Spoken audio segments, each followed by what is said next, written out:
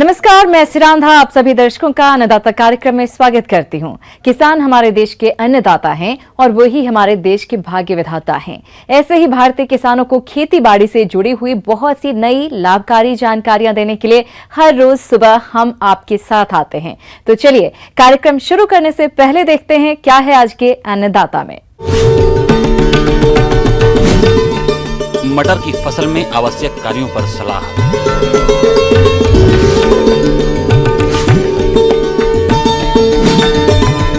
गेहूं की फसल में जिंक तत्व के प्रयोग पर जानकारी।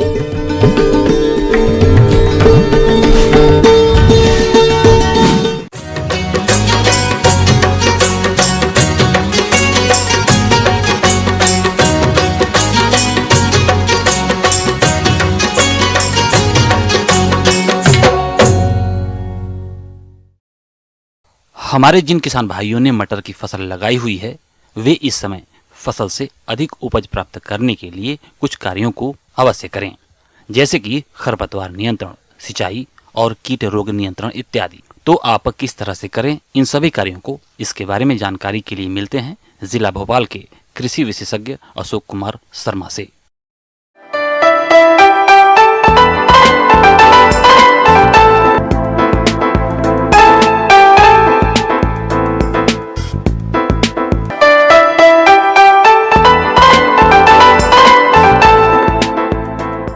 अभी चूंकि फसल भरपूर मात्रा में आ रही है, फसल भरपूर मात्रा में बाजार में भी उपलब्ध है, तोड़ाई का सीजन चल रहा है इसका, लेकिन इसके अंदर खरपतवार की मात्रा हमने देखा है खेतों में बहुत ज़्यादा होती है।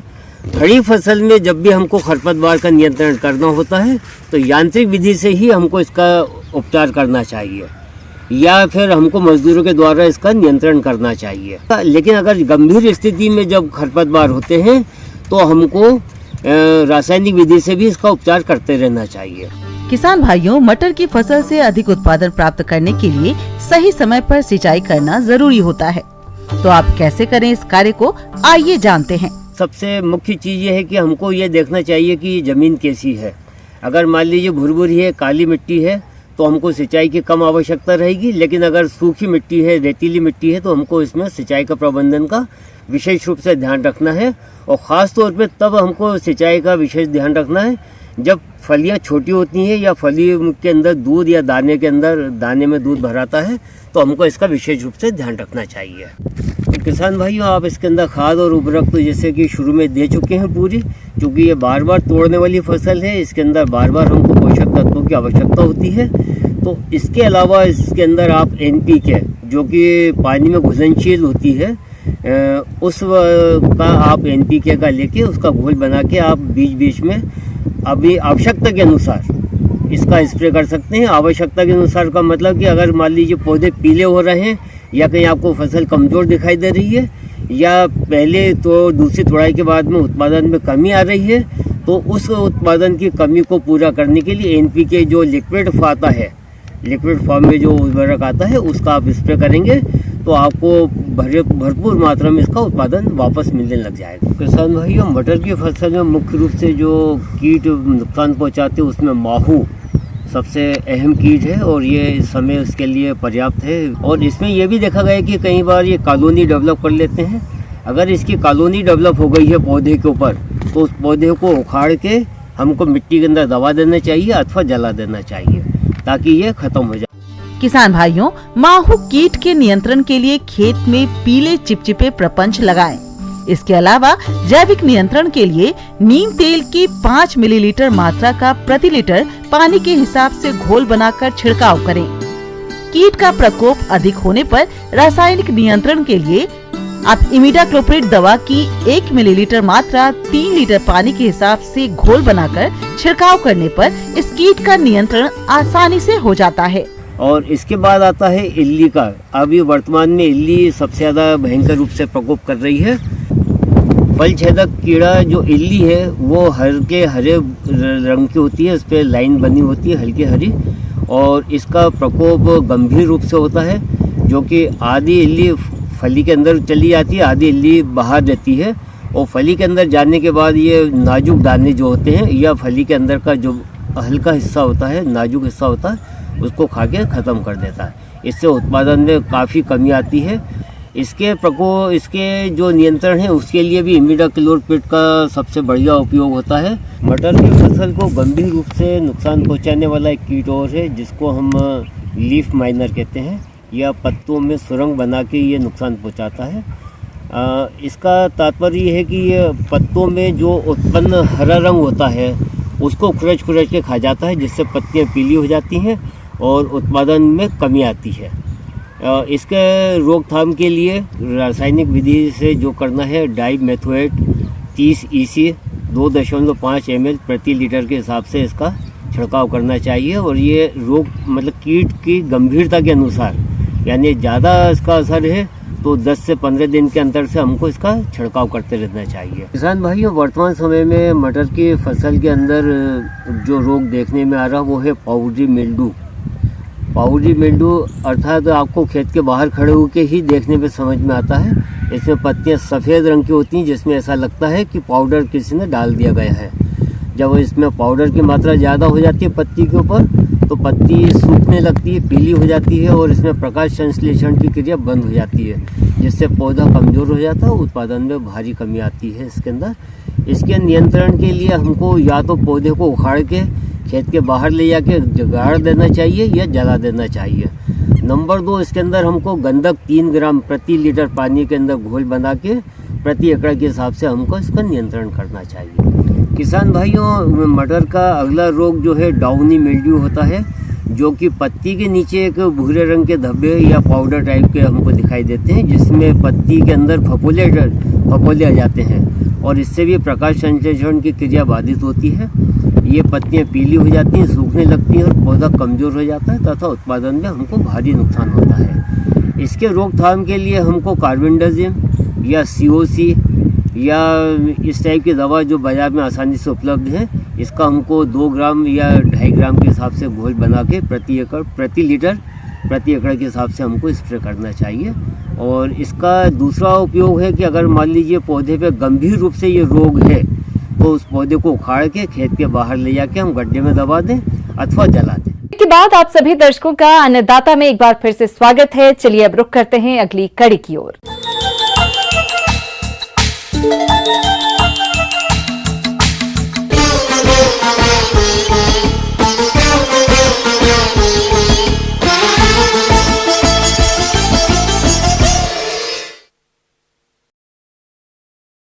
मिट्टी में सभी पोषक तत्व उपलब्ध रहेंगे तभी फसलों से अच्छी उपज मिल पाएगी। अगर हम जिंक तत्व की बात करें तो अपने प्रदेश में कई क्षेत्रों में इसकी कमी पाई जा रही है। इस समय गेहूं की फसल बढ़वार की अवस्था पर है, तो इस समय गेहूं की फसल में कैसे करें जिंक तत्व का प्रबंधन, इसके लिए देखिए कार्यक्रम का यह अंश।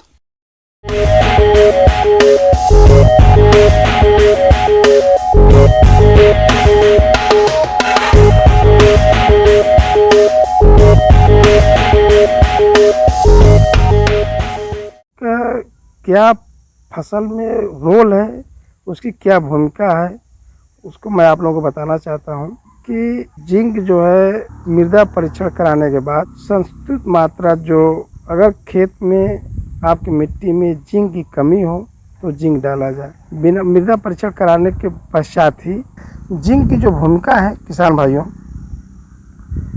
जिंक डालने से पौधों में फास्फोरस और नाइट्रोजन के उपयोग को बढ़ाता है। दूसरा, प्रोटीन एवं न्यूक्लिक अम्ल के निर्माण में सहायक होता है। तीसरा, इसका काम है फूल और फलों के निर्माण तथा फसल के जल्दी पकने में सहायता करता है। चौथा, इसका कार्य प्रकाश संश्लेषण एवं नाइट्रोजन में मेटाबॉलिज्म में सहायता प्राप्त करता है। पांचवा, पौधों में शर्करा के उपयोग को नियमित करता है।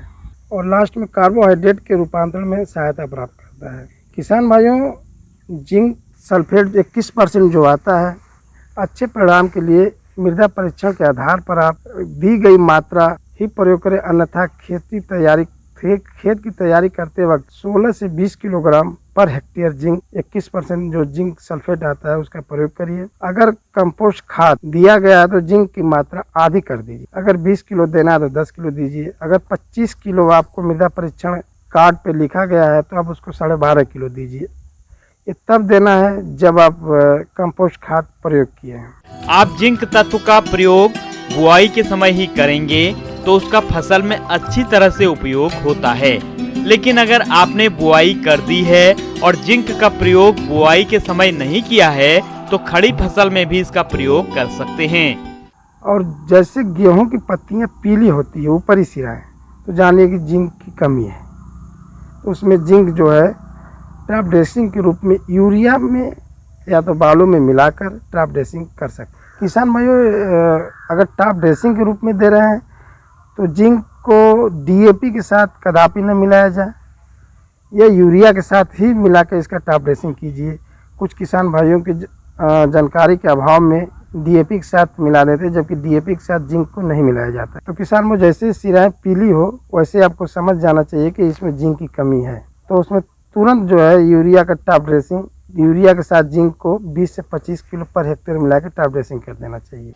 किसान भाइयों, खड़ी फसल में जिंक सल्फेट का यूरिया में घोल बनाकर भी प्रयोग कर सकते हैं। इसके लिए 20 किलोग्राम यूरिया लें और 5 किलोग्राम जिंक सल्फेट लें और दोनों का 500 लीटर पानी में घोल बनाकर प्रति हेक्टेयर की दर से छिड़काव करें। लेकिन अगर आपने यूरिया फसल में डाल दी हो तो आप 5 किलोग्राम जिंक सल्फेट और 2.5 किलोग्राम बुझा हुआ चूने को 500 लीटर पानी में घोलकर प्रति हेक्टेयर की दर से फसल पर छिड़काव करें। 7 से 10 दिन में आपकी फसल सामान्य हो जाएगी और फसल की अच्छी बढ़वार होगी।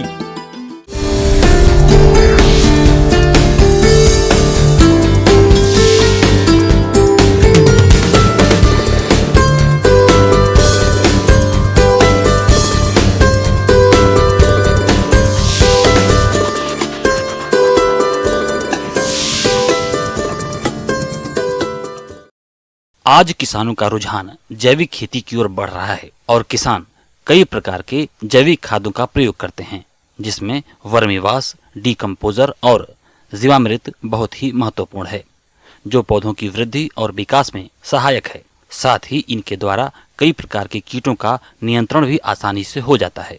तो किस प्रकार से करें इनका उपयोग, इसके बारे में जानकारी दे रहे हैं विषय विशेषज्ञ डॉक्टर सरदार मल्ल यादव।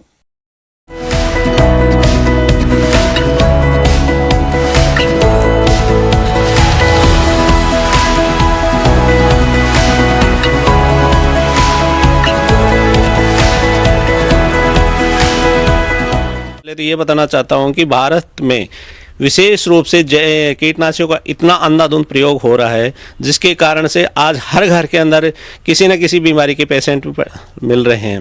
ये जीवामृत भी आप आराम से तैयार कर सकते हो। इसके अंदर ज़्यादा कुछ नहीं है, जो प्रोडक्ट होते हैं अपने खुद के ही, जैसे गुड़ हुआ, बेसन हुआ, ये छोटी छोटी चीज़ें ला करके, गाय का गोबर है, गौमूत्र है, इनको डाल करके, बेसन डाल करके, थोड़ी सी पीपल की मिट्टी की जड़ों की मिट्टी डाली जाती है, उसको डाल के और इसके अंदर डाल दिया जाता है। ये करीब 15-20 दिन में पूर्ण तैयार हो जाता है। इसको देने का तरीका बहुत ही अच्छा है। या तो आप स्प्रे करो, छान करके टंकी के अंदर स्प्रे कर दो, या फिर इसके अंदर ड्राई भी होता है, जिसके अंदर क्या होगा कि 100 किलोग्राम गोबर में 20 किलो गाय गौमूत्र मिला करके भी इसको बनाया जा सकता है। ये भी पेवर जैविक है और फसलों के अंदर काफ़ी फायदेमंद है। जीवामृत सभी फसलों के लिए लाभकारी है। इसमें कई लाभकारी जीवाणु पाए जाते हैं। इसके प्रयोग से फसल की रोग प्रतिरक्षा क्षमता बढ़ती है। इससे भूमि की उर्वरा शक्ति में वृद्धि होती है। जीवामृत से पौधों की वृद्धि विकास अच्छी होती है। जीवामृत के प्रयोग से पैदावार बढ़ती है। जीवामृत के प्रयोग से उगाए गए फल, सब्जी, अनाज देखने में सुंदर और खाने में ज्यादा स्वादिष्ट होते हैं। ये वेस्ट डिकम्पोजर एक इतनी बढ़िया चीज़ आई है, हमारे यहाँ पे तैयार कर रहे हैं हम। करीब 200 लीटर का ये ड्रम होता है। इसके अंदर अपन 2 किलो गुड़ की मात्रा डालो, 1 किलो बेसन, और इसको पूरा भर दो। उसके अलावा एक 20 रुपए की शीशी आती है गाजियाबाद में, जिसमें 20 ml के आसपास वो प्रोडक्ट आता है, उसको डाल दिया जाता है। अगर वहाँ से नहीं ला सको तो जिसके यहाँ तैयार है, जैसे अब हमने यहाँ तैयार कर लिया, इसमें से करीब आधा लीटर लेकर के और दूसरे ड्रम में डाल दो। ये जावण के रूप में काम करता है। ये 8-10 दिन के बाद में तैयार होने के बाद में इसमें ड्रम में, जैसा आप देख रहे हो, सफ़ेद दूधिया सा तैयार हो जाता है, ये 8-10 दिन में पूर्णतया तैयार हो जाता है। जैसे इसके ऊपर दूध या फफूंद के रूप में ऊपर आ जाए, इसके ऊपर समझ लेना चाहिए कि ये पूरा तैयार है। वेस्ट डीकंपोजर क्या है?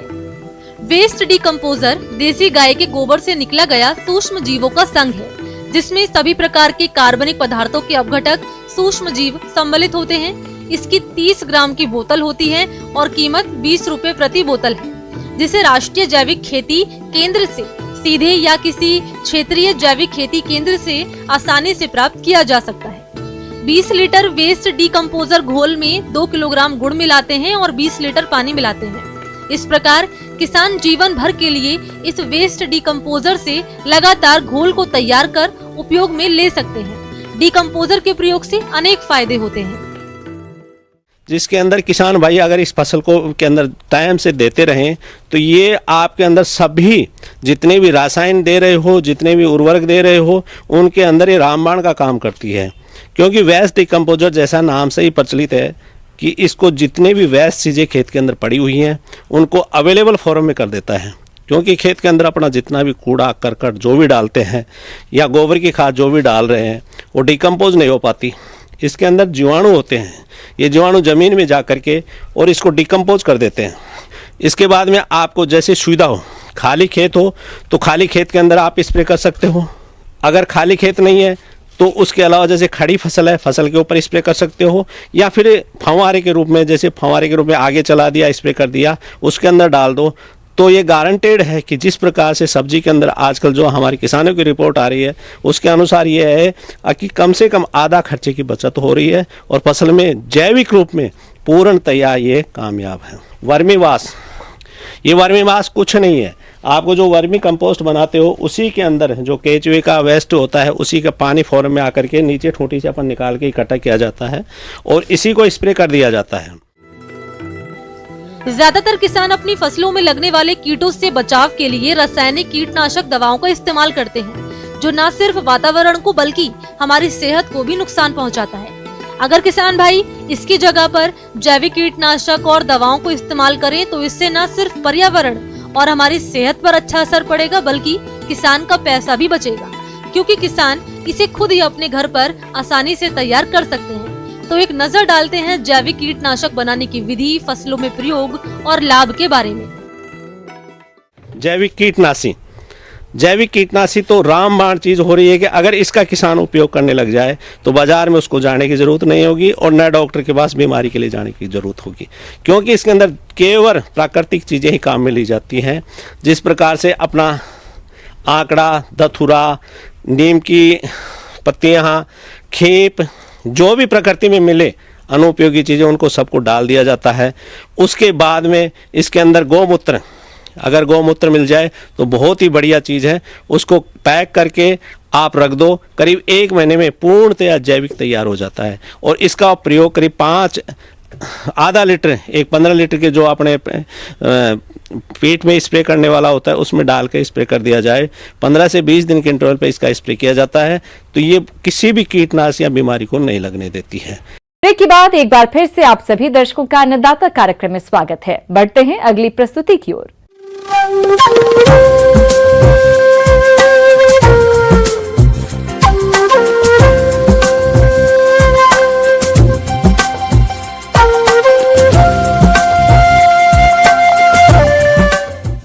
मौसम के अनुसार प्रबंधनों पर ही टिकी है आपकी खेतीबाड़ी, इसलिए मौसम पूर्वानुमान और उस पर आधारित साप्ताहिक कृषि सलाह इस प्रकार है। इंदिरा गांधी कृषि विश्वविद्यालय रायपुर के मौसम विभाग से प्राप्त मौसम पूर्वानुमान रिपोर्ट के आधार पर रायपुर, कबीरधाम, दुर्ग और इनके आसपास के जिलों के किसानों को सलाह दी जाती है। कोरोना कोविड-19 के गंभीर फैलाव को देखते हुए कृषि कार्यों को करने के दौरान भारत सरकार द्वारा जारी किए गए दिशा निर्देश जैसे व्यक्तिगत स्वच्छता, मास्क का उपयोग, सही अंतराल पर साबुन से हाथ धोना एवं एक दूसरे से सामाजिक दूरी बनाए रखना बेहद जरूरी है।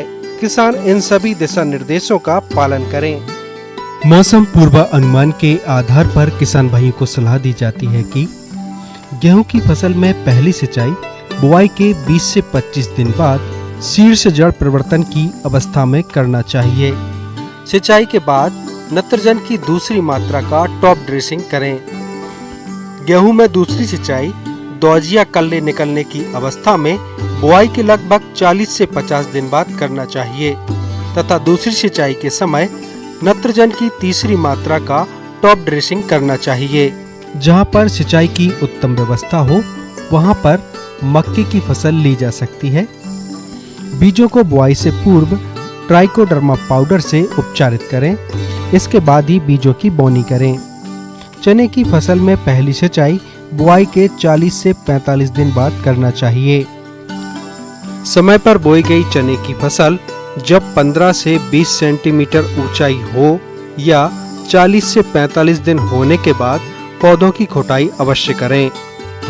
इसी तरह सरसों में पहली सिंचाई के बाद नत्रजन की दूसरी मात्रा का टॉप ड्रेसिंग करें। सरसों में दूसरी सिंचाई फूल आते समय बुआई के लगभग 70 से 75 दिन बाद करना चाहिए। सरसों की फसल में इस समय सफेद फफोला रोग हो सकता है। इस रोग के कारण पत्तियों की निचली सतह पर फफोले बन जाते हैं।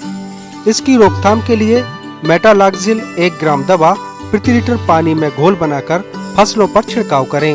रोग की तीव्रता अधिक होने पर 10 से 12 दिन के अंतराल पर इसी दवा का छिड़काव दोहरा दें। अलसी की फसल में पहली सिंचाई बोने के 30 से 40 दिन बाद करना चाहिए एवं पहली सिंचाई के बाद नत्रजन की शेष बची हुई मात्रा का उपरिवेशन करें। इस समय किसान सूरजमुखी की खेती कर सकते हैं। इसके लिए उन्नत किस्में इस प्रकार से हैं। अरहर की फसल में अभी फल वेदक कीटों का प्रकोप देखा जा रहा है।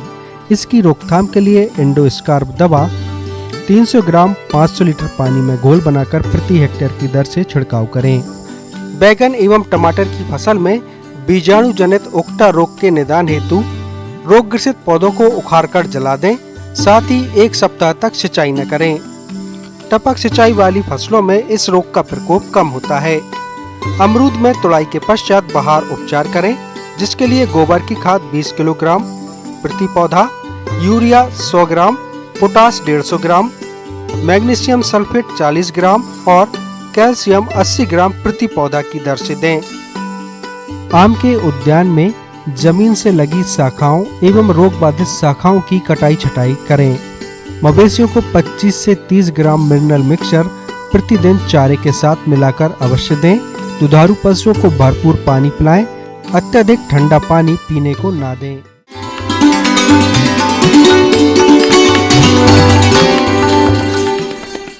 अन्नदाता हेल्पलाइन निःशुल्क फोन संपर्क सेवा के माध्यम से आपके द्वारा पूछे गए प्रश्नों में से 1 या 2 महत्वपूर्ण प्रश्न को हम अपने कार्यक्रम में शामिल करते हैं।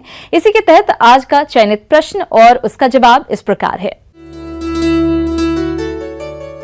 आज की अन्नदाता हेल्पलाइन में हमने जिस प्रश्न को शामिल किया है उसे पूछा है। ग्राम शेरगढ़, जिला दुर्ग के नागर जैदी ने आपने बकरियों को परजीवियों और निमोनिया से बचाने के उपायों पर जानकारी चाहिए है, तो इसके लिए देखिए कार्यक्रम का यह अंश। बकरी पालन अपने आप में एक बहुत ही स्वरोजगार का एक सशक्त माध्यम है, लेकिन बकरी पालन करते वक्त हमारे किसान भाइयों को उसके बीमारी के संबंध में रोकथाम और बचाव के बारे में पूर्णतः जानकारी होना बहुत आवश्यक है। बकरी आप पालन कर रहे हैं तो आप जान लें कि बकरियों में सामान्यतः कृमि की परेशानी काफ़ी होती है। आप देखेंगे जब कभी भी आप 20 से 25 बकरियां झुंड में पालते हैं, एक जगह पर पालते हैं, तो बकरियों में रीइन्फेस्टेशन ऑफ पैरासाइट यानी कि परजीवी का पुनः संक्रमण काफ़ी देखने को मिलता है और इसके वजह से बकरियों के बढ़वार में काफ़ी दिक्कत होती है और अपेक्षाकृत जो ग्रोथ हम एक्सपेक्ट करते हैं, जो हम लोग चाहना चाहते हैं, वो हमें वो ग्रोथ नहीं मिल पाता है। तो आप अगर बकरी पालन कर रहे हैं तो सबसे पहले आपको ये ध्यान देना है कि प्रत्येक 4 माह पर एक कृमिनाशक दवा फेनबिंडाजोल हो, सबसे सेफ है, जो आप प्रेग्नेंट बकरियों को भी दे सकते हैं। उसके अलावा अगर गर्भवती बकरियां नहीं हैं तो आजकल मार्केट में फेनबिंडाजोल आइवरमेक्टिन का भी कॉम्बिनेशन आता है, उसके शरीर भार के हिसाब से साल में प्रत्येक 4 माह पर अवश्य दें। यदि आपकी बकरी में इस तरह के लक्षण जैसे ठंड में कपकपी, नाक से तरल पदार्थ का रिसाव, मुंह खोलकर सांस लेना एवं खांसी बुखार जैसी चीजें दिखाई दे तो समझ लें बकरी को निमोनिया रोग है। ये बहुत खतरनाक बीमारी है और इसका शिकार किसी आयु की बकरी हो सकती है। बचाव एवं उपचार। शीत ऋतु अर्थात ठंड के मौसम में बकरियों को छत वाले बाड़े में रखें। एंटीबायोटिक 3 से 5 मिलीलीटर 3 से 5 दिन तक और खांसी के लिए कैफ्लॉन पाउडर 6 से 12 ग्राम प्रतिदिन 3 दिन तक दें। पशुओं को सर्दी से बचाने के उपाय करें। किसान भाइयों, अन्नदाता आपकी सेवा के लिए संकल्परत है। कृषि संबंधित समस्या एवं सुझावों के लिए आप हमें इस पते पर संपर्क कर सकते हैं। प्रोड्यूसर अन्नदाता, news 18 Madhya Pradesh Chhattisgarh, Ramoji film city Hyderabad 501512। साथ ही आप हमें ईमेल भी कर सकते हैं। हमारा ईमेल है p18annadatamp@nw18.com। इसके अतिरिक्त आप हमें निःशुल्क हेल्पलाइन नंबर 180041921555 पर सोमवार से शनिवार सुबह 10 बजे से शाम 4 बजे के बीच